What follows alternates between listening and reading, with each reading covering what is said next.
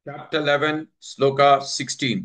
Anekabahudara-vaktra-netram. Anekabahudara-vaktra-netram. Anekabahudara-vaktra-netram. Pashyami tvam sarvato nantarupam. Pashyami tvam sarvato nantarupam. Pashyami tvam sarvato nantarupam. Anekabahudara-vaktra-netram.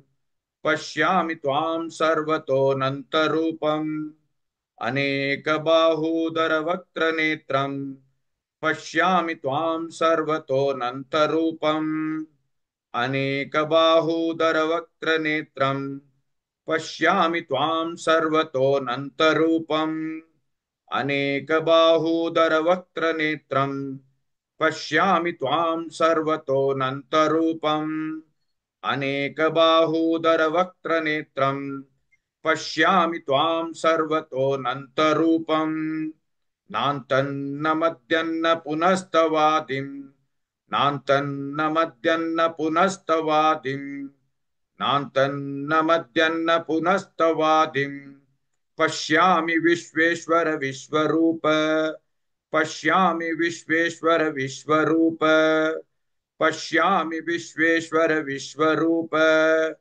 नान्तन्न मद्यन्न पुनस्तवादिम् पश्यामि विश्वेश्वर विश्वरूप नान्तन्न मद्यन्न पुनस्तवादिम् पश्यामि विश्वेश्वर विश्वरूप नान्तन्न मद्यन्न पुनस्तवादिम् पश्यामि विश्वेश्वर विश्वरूप नान्तन्न मद्यन्न पुनस्तवादिम् पश्यामि विश्वेश्वर विश्वरूप नान्तन्न मद्यन्न पुनस्तवादिम् पश्यामि विश्वेश्वर विश्वरूप अनेकबाहूदरवक्त्रनेत्रम् पश्यामि त्वां सर्वतोऽनन्तरूपम् नान्तन्न मद्यन्न पुनस्तवादिम् पश्यामि विश्वेश्वर विश्वरूप.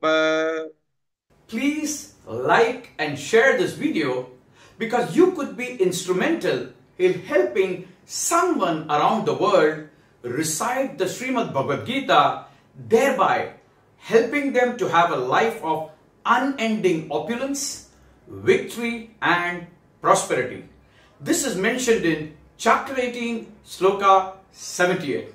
Yes, don't forget to buy my book, Leadership Can Be Child's Play. Namaste.